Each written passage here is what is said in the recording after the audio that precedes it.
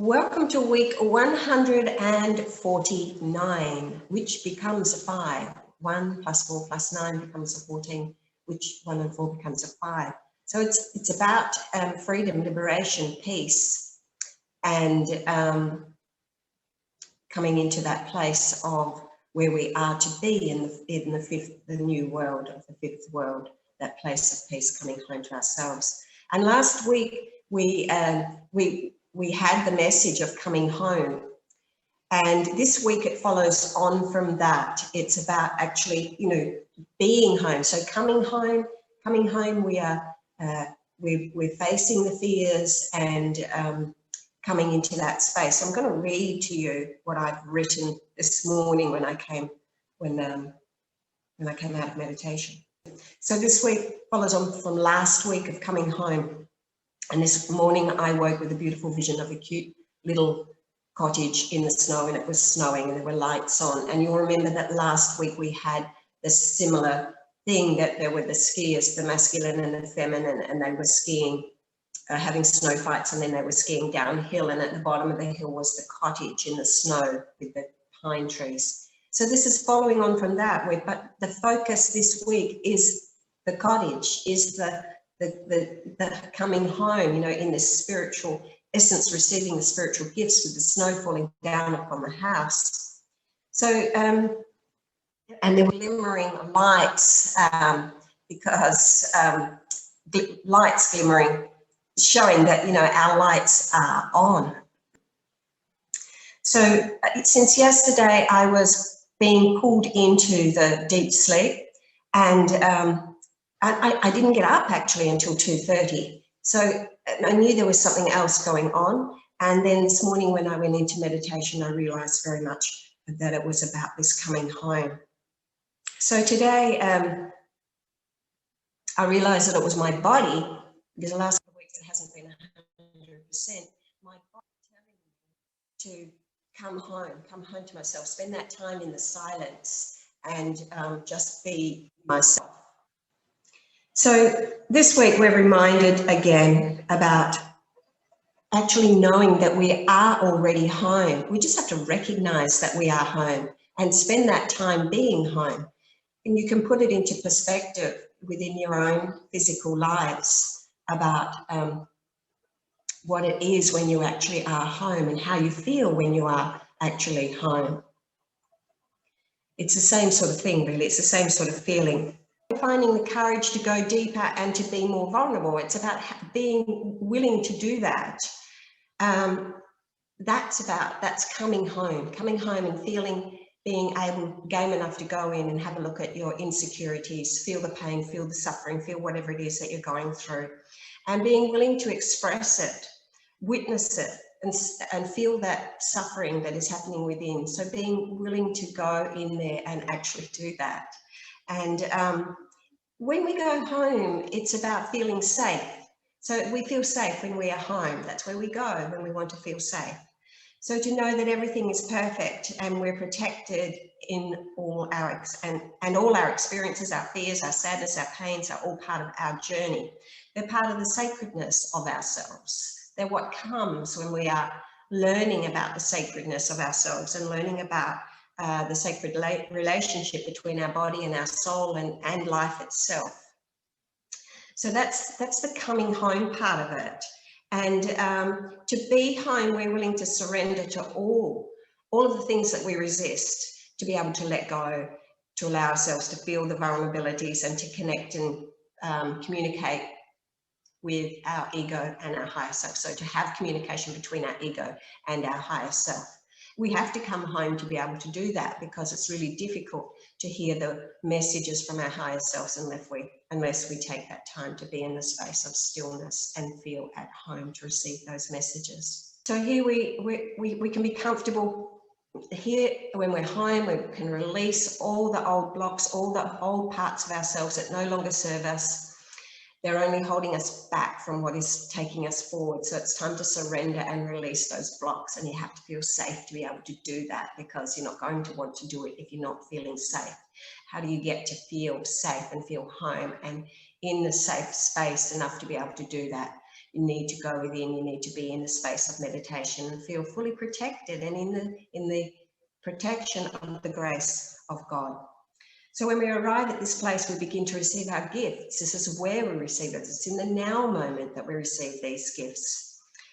The gifts are gifts of wisdom. So where we receive those pearls of wisdom that help us move forward. And sometimes, and those pearls of wisdom are, you know, often just aha moments that, oh my God, you know, that's what it's all about.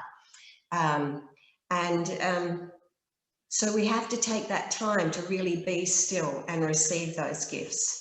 When we come home to ourselves, we're no longer caught up in our story. So it means the story is no longer important. You know, we have many stories, and you hear yourself sometimes really getting caught up in that story and telling it over and over. So much drama, so much script being, you know, portrayed. So the story no longer matters when you come home. It's just a story. And in fact, you forget the story to a degree. And I have found that, you know, I've had many stories in my life, and I used to love to tell a story. And because it can, you know, I used to actually really love it, not get caught up in the suki lala bit of it so much. And yet, you know, yes, of course, I'm the same as everybody else. I've done that too. But I've also, you know, loved to share my story because, you know, in the sharing of that story, often I have the, you know, wisdoms and things that have come through, and I want to share that too. So I want to share how I got there. But what I've noticed is that where I received all of those wisdoms from my story, I don't remember the story. It's very difficult. And this is an important thing. If you are experiencing, this is why journaling is good, because I didn't really journal, but I used to send emails and things out to a group of people with my journeys that I used to go on, and things would happen while I was on the journeys. And if I hadn't done that, when I wrote my book, I wouldn't have remembered anything really. I would have had to make it all up because I don't remember my story anymore. And when I read my own book, it's like, oh, really? Did that happen to me? Really? That was me? It's like such a different thing. It's another lifetime, and it doesn't matter anymore. And would I deal with it in the same way now? No, of course not, because along the journey, our story it takes us through so many experiences, so many pains, so many sufferings, so many whatever, that we actually do learn. But it's the coming home, it's the be still and recognize what you have learned, so that you can recognize what you have learned along the way in that story, on that journey. And those pearls of wisdom lead us into the next parts of our journeys. And the more at home we are, the less we get caught up in our story, or we actually recognize the message of our story a lot faster. And it doesn't mean it so much, you know, when you get over things really quickly. It means you're not caught up in your story. So you're not caught up in it, and you're able to move forward. It's not about denying your story. It's not about denying it. It's about being able to acknowledge the message that the story was actually trying to portray to you, and being able to recognize that so you can move forward. So when we come home to ourselves, we're no longer caught up in our story. We know it's just a story. We no longer feel the pain. We're forgiven. I remember I had a group here in Egypt once, I can't remember when, 2009 or something like that. And we went out to one of the monasteries at the back of Malkata, behind the Valley of the Queens. And we all bought this picture of Jesus, a beautiful picture of Jesus. And on the bottom of the picture, it said, "When I forgive, I forget." And I don't have that picture anymore. I don't know what happened to it, but moved around too much. But in any case, I've always remembered that saying, when I forgive, I forget.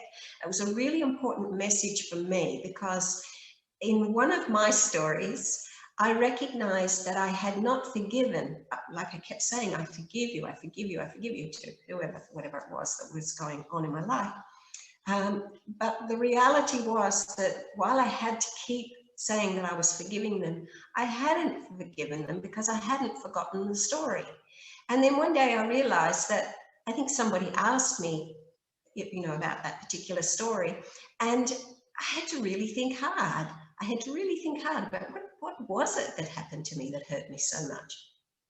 And I realized then that I had forgiven because I had actually forgotten. It's a really important thing, I think, that we recognize that when we forgive, we forget. And it's not something you can just do, say, okay, I forgive you, now I forget. It doesn't work that way. When you truly have forgiven, you will have also truly forgotten.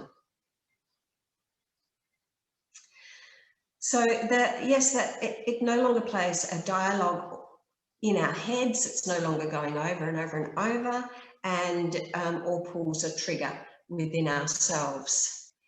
So let's have a look here. What else have I said? So yeah, it no longer plays a dialogue, no longer pulls a trigger within us. So we've awakened to a greater part of ourselves, and we should acknowledge that. We're then home. We're home within ourselves. So when we meditate, we come home. We go deep into the stillness. There's no past, no future. There's only now. And in this moment, we are home. So go there, go home. And, you know, last week was week 148, which became a 13. And the message was going home. And 13 is, the 13th dimension is the now moment. It is home. It is no past, no future, and only the now moment. So it is going home there. So this week it makes sense for in 149, which is like we've already arrived home. And so this is really important. We're home. And what happens when we are home? When we're home, we're safe enough to face the shadows of ourselves, those parts of ourselves. So from here on, we're working through the reflections, we're working through the shadows. And this is really important because we're home, we're in that place of creation where what we create now. We look at things from a higher perspective. So whatever our story is right here, right now, it may be a repeat of some sort, you know, in some way, repeating an issue from the past. But we will look at it from a higher perspective. So it's like you've risen higher and you actually look down on the situation. So you're seeing it from a higher perspective, you're removed, and you're able to get the picture a lot quicker, get the message a lot quicker, forgive a lot quicker, obviously, or you don't even have the need to forgive because you accept that that is just part of the journey and part of the wisdom. Okay, this is not about them, this is about me. Have a look at myself and where I am not feeling at home within myself and deal with it from there. So meditation, meditate every day and go home every day. And be in that now moment and allow the vulnerable parts of ourselves to come forward and to face them and to ask them, what is the message that you are trying to get through to me? I'm ready to see the message. I'm ready now. I let go. I surrender. I'm ready to face all of my shadows. So this is where we are now. We're going to face our shadow selves and see everything from the higher perspective. So this is the journey now, another journey. It's almost like reliving from a higher perspective. So that's what it is today, and I'm really looking forward to going in and doing the light codes, and they will be available on my Etsy shop, www.etsy.com/shop/Soul Awakenings, or it will be available from the blog section on my website at www.howtoreturntolove.com. And please give me a like, a thumbs up, so that it helps me to get moving forward and to other people to see the videos. And please subscribe to help these videos go out even further. They are important messages, and I hope that you get something from them. And I'll see you next week.